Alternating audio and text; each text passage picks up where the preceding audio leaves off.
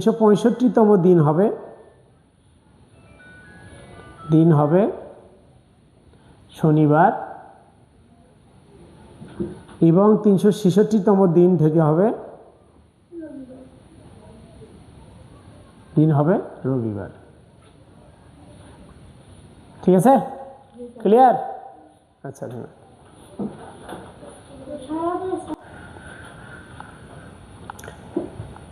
2016 সালটি অধিবর্ষ ছিল।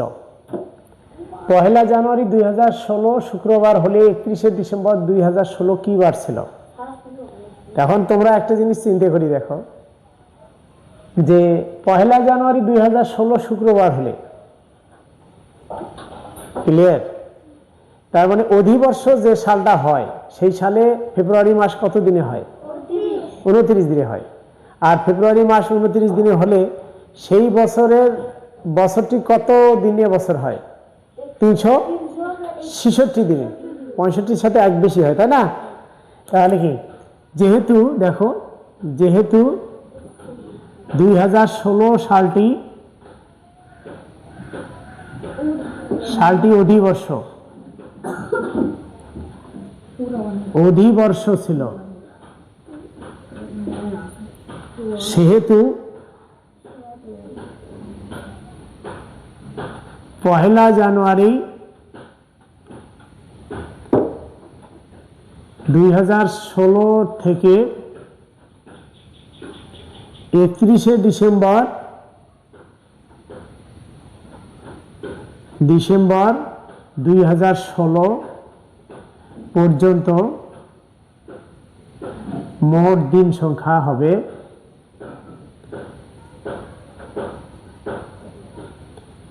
হবে কত? 365 দিনে এক বছর প্লাস এত 366 দিন। তাহলে আমরা জানি কি 7 দিন পর পর আগের দিনটা ফিরে আসে, কিংবা 7ম দিনে কি হয়, একদিন এগিয়ে আসে। যে কোনো একটা ধারণা আমরা নিতে পারলেই হলো। 7 দিন পর পর কি আগের দিনটা ফিরে আসে। তাহলে কি 7 দিন পর পর, তাহলে 366 দিন সমান কত হয় দেখো তো? 366, তাহলে 52 সপ্তাহ গুণ 7 কত হয় দেখো তো? এত সপ্তাহ।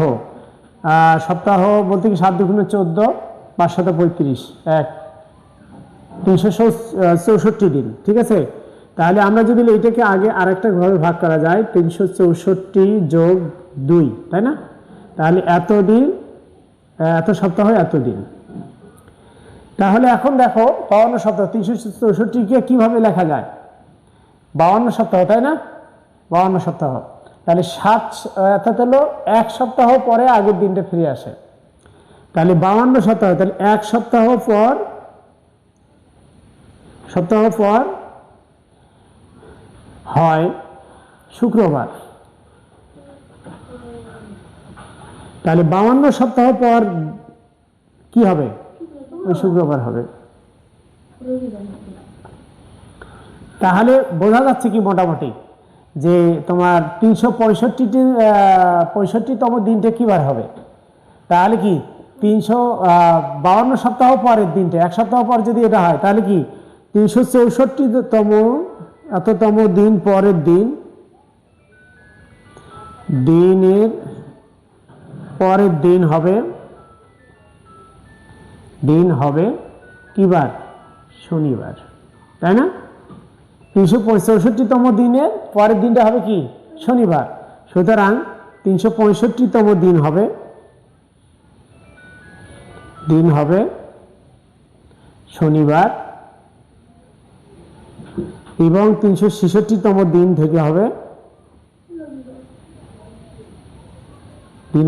রবিবার। ঠিক আছে, ক্লিয়ার? আচ্ছা।